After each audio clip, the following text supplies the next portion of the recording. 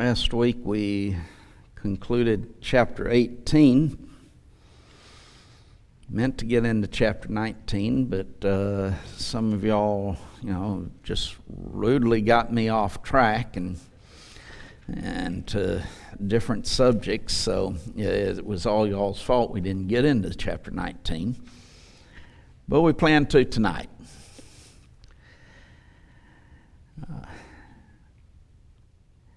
In the first 4 verses of Isaiah 19, Isaiah talks about the civil war and anarchy in Egypt. He begins, "The burden of Egypt, behold, the Lord rideth upon a swift cloud, and shall come into Egypt, and the idols of Egypt shall be moved at his presence, and the heart of Egypt shall melt in the midst of it." So he is turning to Egypt at this time and a prophecy against it. This, some have suggested, dealing with Egypt at this time is to prevent Judah from going down and making an allegiance with Egypt. As we have discussed at times, Egypt was one of the powers of that time, and during periods of time they were probably the strongest nation. So a lot of times in trying to combat Assyria, they would go to Egypt and make an alliance with Egypt for their help in fighting against the Assyrians. So should Judah now, in particular, the southern kingdom, go down to Egypt and make an alliance with them against the Assyrians? There were those in Judah that basically argued that yes, that's what we need to do. And so there was always that pro-Egyptian faction in Israel, or in Judah. There is I hate to use the word controversy, but there's a discussion as to the time frame of this prophecy, when it was given. I'm going to read from the pulpit commentary dealing with the time frame of this prophecy. And again, it's a little bit on the lengthy side, but they write, it has been doubted whether this prophecy refers to the conquest of Egypt by Pianki as related in the monument which he set up at Napta, or to that be of Esarhaddon, of which we gain our knowledge from the inscriptions of his son Ashurbanipal. In the former case, they say, we must suppose it was written as early as BC 735. In the latter, its date might be as late as BC 690.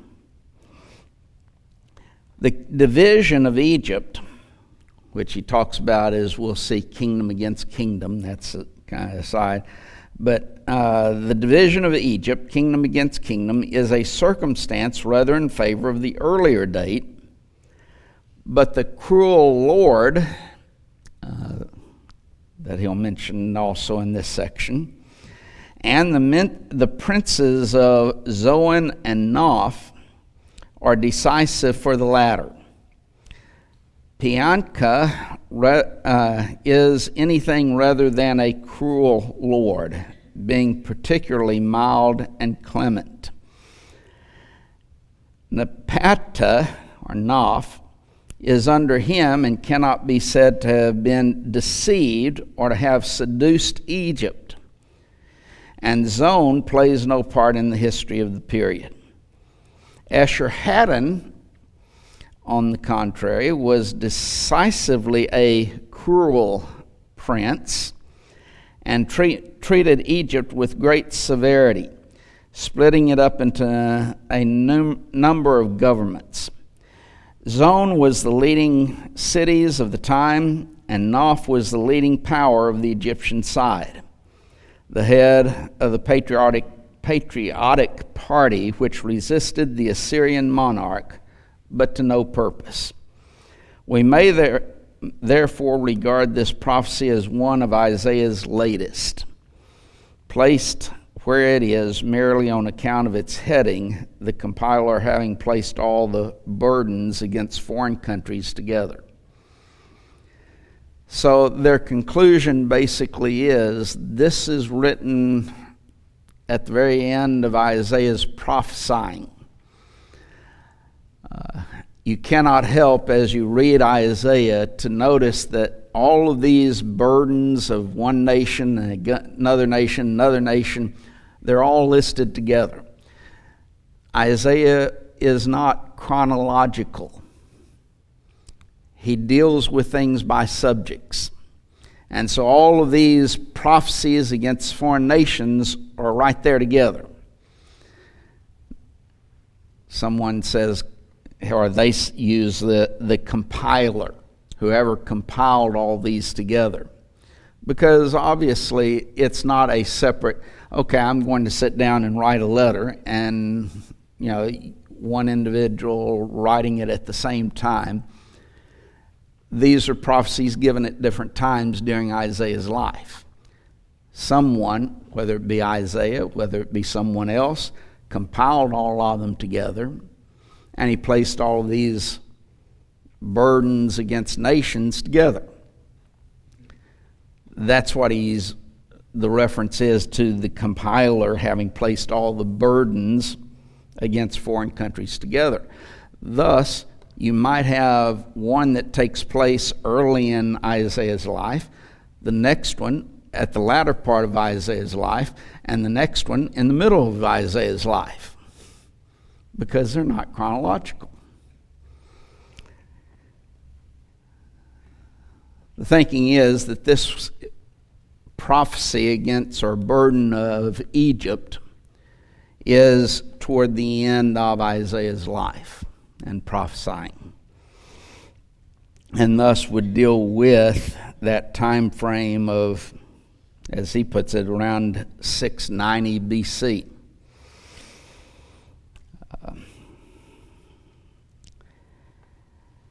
Isaiah uses the imagery here of a swift cloud, that Yahweh rideth upon a swift cloud. Let's first mention the idea of Yahweh or Jehovah, or as King James puts it, Lord, in all caps, or actually small caps most of the time. It is a name, just like God, that can refer to the Father, the Son, or the Spirit, or refer to all three of them together. We tend to think many times when we see this, the Lord rideth upon a swift cloud, that's talking about the Father. Or when we see that term Yahweh, think many times of the Father. Well, not always. Sometimes it's referring to that second person of the Godhead, the Son. Sometimes it has reference to the Spirit. But our thought should be to all three, just as we would the Godhead, because that's the same idea that Yahweh or Jehovah expresses. It is all three of the Godhead. Unless, of course, context determines otherwise. If there's the context of one of them as opposed to the other, then we think of that one. But here, he is riding upon a swift cloud coming into Egypt. First, someone turn over to Psalm 104 and read verse 3 for us. Psalm 104 and verse 3. Who layeth the beams of his chambers of the waters? Who maketh the clouds his chariot? Who walketh upon the wings of the wind? Okay. Here we have pretty much that same type of an idea of he maketh the clouds his chariot. That's God coming into a nation or coming into that area as a cloud on a chariot.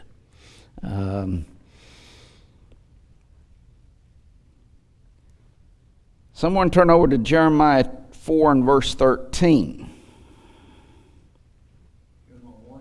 Jeremiah 4 and verse 13. Behold, he shall come up as clouds, and his chariots shall be as a whirlwind. His horses are swifter than eagles. Woe unto us, for we are spoiled. Okay. What now? Like when he disappeared into the cloud, received out of their sight in Acts 1:9, that would be a reference, wouldn't it? Well, let's wait on this.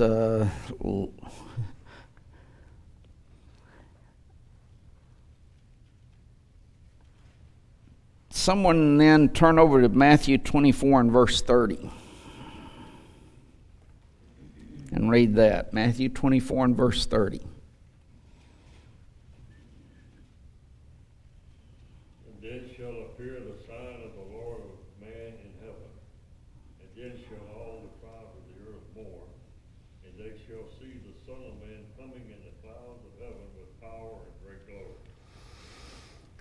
Okay.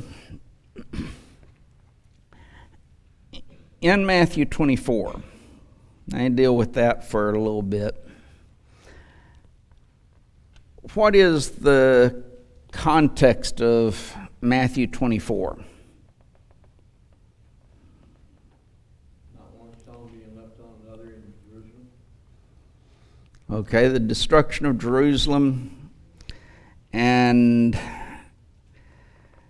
you see that in verse 2, that see not all these things. Well, verse 1, Jesus went out and departed from the temple, and his disciples came to him for to show him the building of the temple. And Jesus said, see not all these things. Verily I say unto you, there shall not be left here one stone upon another that shall not be thrown down. The apostles then ask him, when shall these things be? What shall be the sign of thy coming and the end of the world? Not to get into a real study of Matthew 24, because that would take us a few weeks by itself. There is a discussion that takes place as to how many questions did the apostles ask. Bill just said 2. Some say 3. I believe they asked 1. Now then, Jesus, though, however many you want to determine that the apostles asked, Jesus answers 2 aspects in reality, dealing with the destruction of Jerusalem and then the end of the world. The reason I say they ask one question, I think that what they were asking basically is, one thing, and that the destruction of Jerusalem and the end of the world were the same thing to them. In their mind, you destroy Jerusalem, that's the end of the world. I don't understand that, though, because it got destroyed several times before. I don't know why they got confused that way. I'm just saying that is my view of it, that as far as it was always promised to be rebuilt, for one thing. It was temporary, and you did not have the level of destruction in the other times that you had at this, and that Jesus was talking about not one stone being left upon another. But I think in the Jewish mind of that day, they were asking one thing. Jesus, though, doesn't matter whether that's right or wrong. We know Jesus answers the question about the destruction of Jerusalem, and then he answers concerning the end of the world. Now then, as he's going through the destruction of Jerusalem, and by the way, premillennialists love to run to this passage and make all of these things apply to today.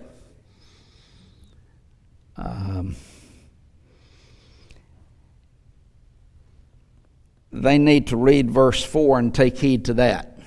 Take heed that no man deceive you, because they have been deceived greatly. If you look at verse 34, verily I say unto you, this generation shall not pass till all these things be fulfilled. What generation is that? That's obviously us, isn't it? Well, obviously not. It's the people who were living at the time that Jesus was speaking. So, if Jesus says these things are going to be fulfilled in this generation, do these things that he talks about that are going to be fulfilled in this generation apply to us? Why then can the premillennialist go to this and say these things apply to us? Because they're false teachers, that's why.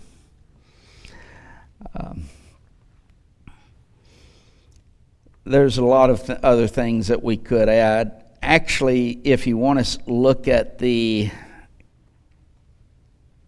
true context of this,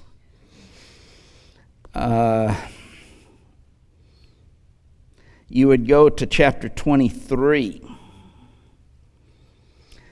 And in chapter 23, Jesus is placing a woe upon the Pharisees and scribes, and places several woes upon them. Verse 34, I send unto you prophets and wise men and scribes. Some of them ye shall kill and crucify. Some of them ye scourge in your synagogues and persecute from city to city. That upon you, who? Well, he's talking about the scribes and Pharisees, isn't he? The Jews of that day. Upon you shall come all the righteous blood shed upon the earth, from the blood of righteous Abel to the blood of Zacharias, the son of Barachias, whom ye slew between the temple and the altar. Now then, notice verse 36, though. Verily I say unto you, all these things shall come upon this generation. You have these things coming upon this generation at the start of chapter, or at the end of chapter 23, all the way to chapter 24 and verse 35, where you have this generation again. Guess what all of the things in between there are going to apply to then? It's not hard to figure out. In verse 37, Then, O Jerusalem, Jerusalem, thou that killest the prophets and stonest them that are sent unto thee, how oft would I have gathered thy children together, even as a hen gathereth her chickens under her wings, and ye would not. Verse 38 becomes a key passage then. Behold, your house is left unto you desolate. I said I wasn't going to get into a detailed study of this, but all of the times in the Bible, it's referred to it when you're dealing with the house, you're dealing with the tabernacle of God or the temple. It is always God's house. There's a change here, though. It's no longer God's house, it's now your house. And your house is going to be desolate. Then you get into chapter 24. All of the buildings destroyed, one stone not even be left upon another. Well, when are these things going to take place? And he starts showing them when. But then we come down to that, which we read just a moment ago, about the Lord coming, or the Son of Man coming in the clouds of heaven. Here in Isaiah 19 and verse 1, you have Yahweh rideth upon a swift cloud and coming into Egypt. But what's he dealing with? The burden of Egypt. Here's the destruction of Egypt. We could go back to those other references, and you're always dealing with the destruction of a nation. And the Lord thus bringing judgment upon the nation. What do we see here in Matthew 24? The Lord, or the Son of Man, coming as a swift cloud upon Jerusalem in destruction. And so we should know that it has reference to the destruction of Jerusalem that took place in AD 70 by Titus and the Roman armies. And by the way, because the Christians knew of this prophecy, there was a withdrawal for a short period of time by the Romans, and all of the Christians left. If you look at verse 22 of Matthew 24 again, except those days should be shortened, there should no flesh be saved. So not even you Christians would be saved. But for the elect's sake shall those days be shortened. In other words, there's going to be a withdrawal and you Christians leave. But if you look at verse 20, pray that your flight, what flight? When they leave. Your flight be not in winter. Why not in winter? Cold, it's difficult to travel, isn't it? Neither on the Sabbath day. Why not on the Sabbath day? Well, on the Sabbath, Israel closed the doors of the city, making it where they couldn't escape. And so, pray that it not be on Sabbath.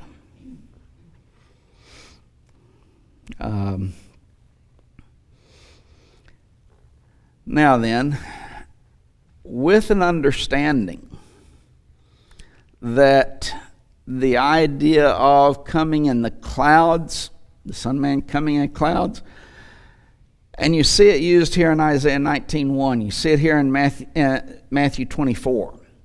You also see it dealing with the end of the world and how that Christ will come in the clouds. If you remember during the debate that took place here with Neubauer, and how that he tried to escape and here's where you get into Acts 1 and verse 9 through 11 that Dale wanted to bring up.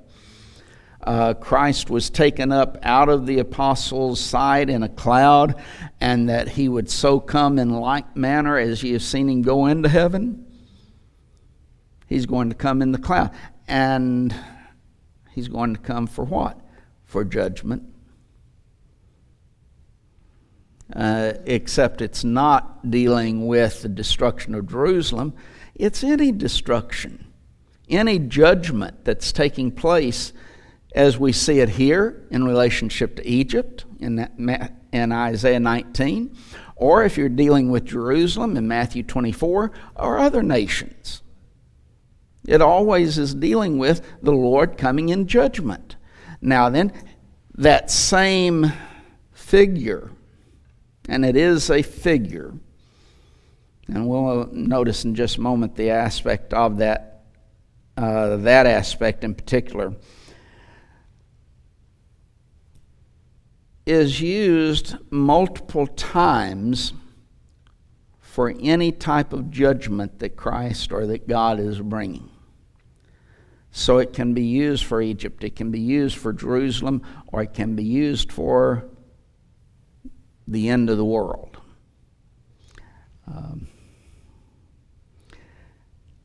Now then, said that it was a figure. What's it expressing, though?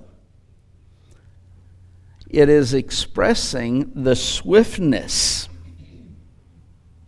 in which the Lord is coming.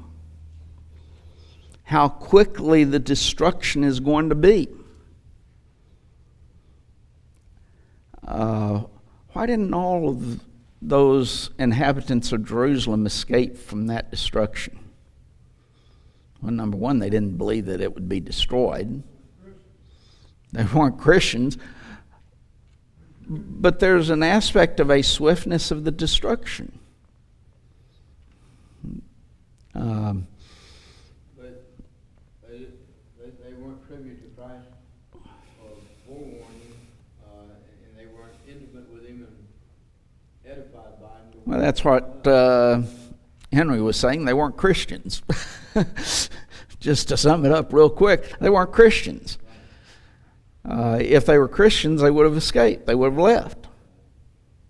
This also signified that everybody would know it, the Lord, like you could see him in the cloud. Would be that obvious that God I'm not sure that you could say that it's obvious that it's God doing it, except by revelation. We know that, for example, here, the Lord rideth upon that swift cloud, coming in destruction upon Egypt. How do we know that?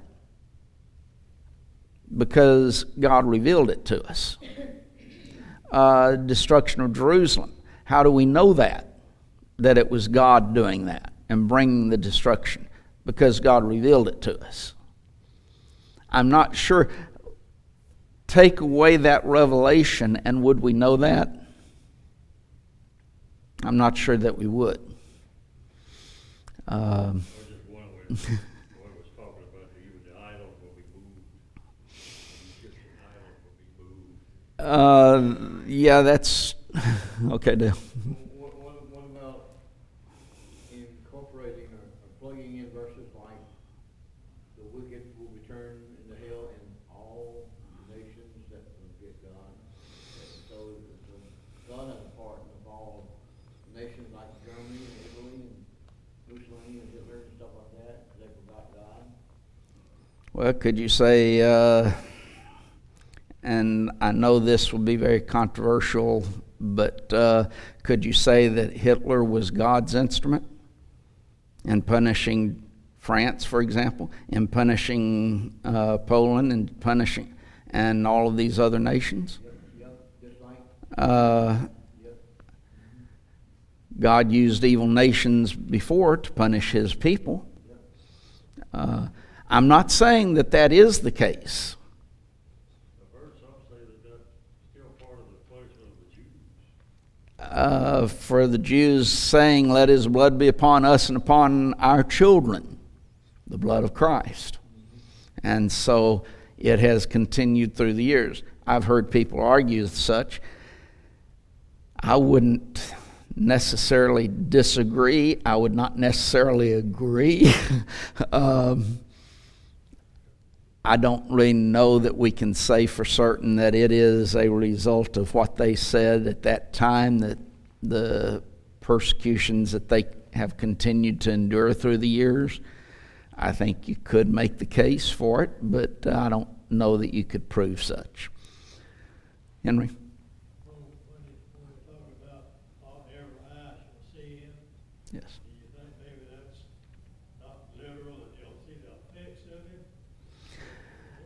I think in Revelation 1 and I think that's verse 6, maybe verse 7 thereabouts, where every eye shall see him, I believe that's literal. That every eye shall see him.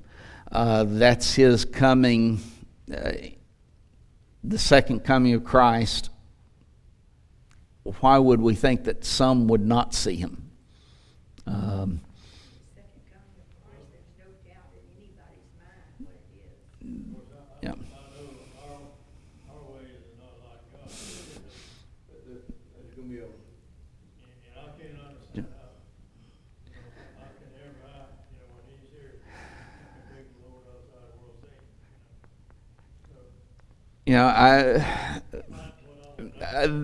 That's a good question, and some have, So, I say it yeah. might be just the effects of it, but we know it's coming, it's going to destroy everything. My answer to that, and I'm not sure it's satisfactory, I'll admit that to begin with, would be the aspect that God is spirit. He's not confined to any location. And thus, every eye, there's going to be Christ coming in the clouds, and we would see him. I think you can say it, state it from anywhere in the world, even though, one side as opposed to the other side of the world, because God is spirit. I'll add also, there's a lot of aspects about God and about the things of God that we will never understand. I may never understand how can God hear my prayer, for example, and somebody else's prayer and 1,000 other prayers at the same time. Right. Our ways and God's ways are different. So how can every eye see Christ when he comes again? I don't know I have an answer to it. That's what the scripture says, and I believe it. So I don't understand it. Deuteronomy 29:29, there's a lot to do with that. So there's gonna be the voice of the archangel, something from God, and something else too, but got the other one. 2, 3 things gonna happen.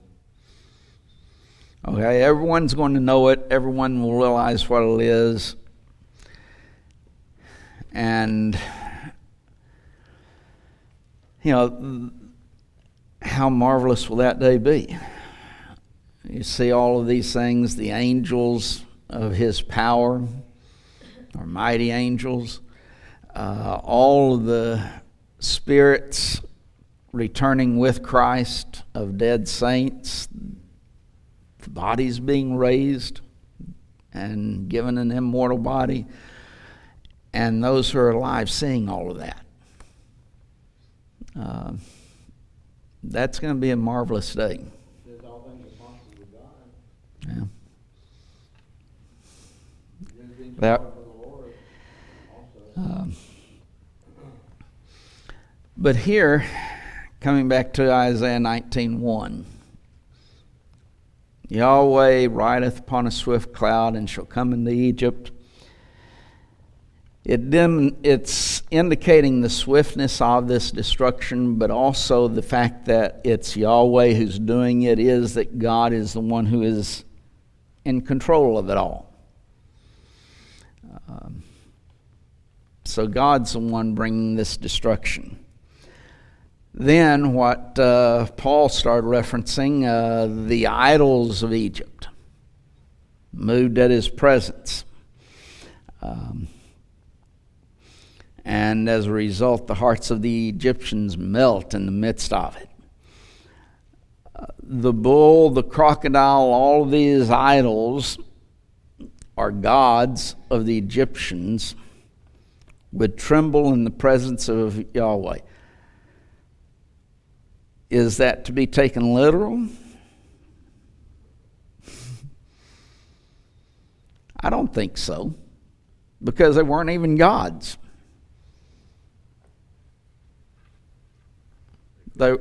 They couldn't move. How are they trembling? It's showing the powerlessness of these. Is that a word, powerlessness? That these idols are powerless. They have no power. They have no strength in the presence of God.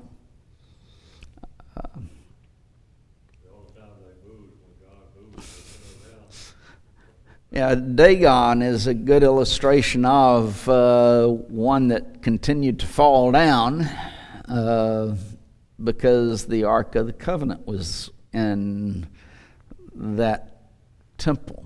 So it's amazing, how apparently smart people believe in that. They built pyramids, all the stuff they done in Egypt.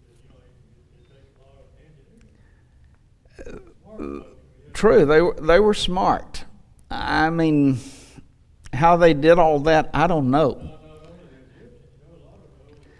But as smart as they were, think about how dumb people were as well. Some of the smartest people today are rather stupid.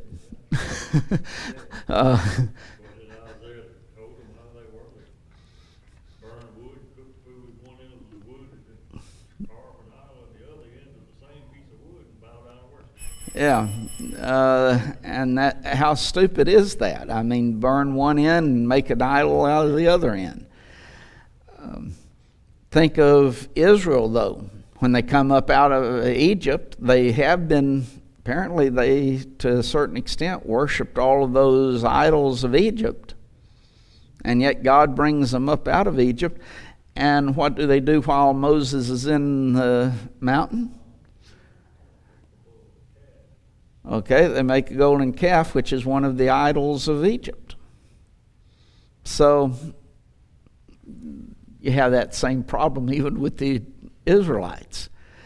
But here these idols tremble at the presence of God, and their courage, the heart of the Egyptians, their courage, their strength melts. It disappears. Verse 2 then,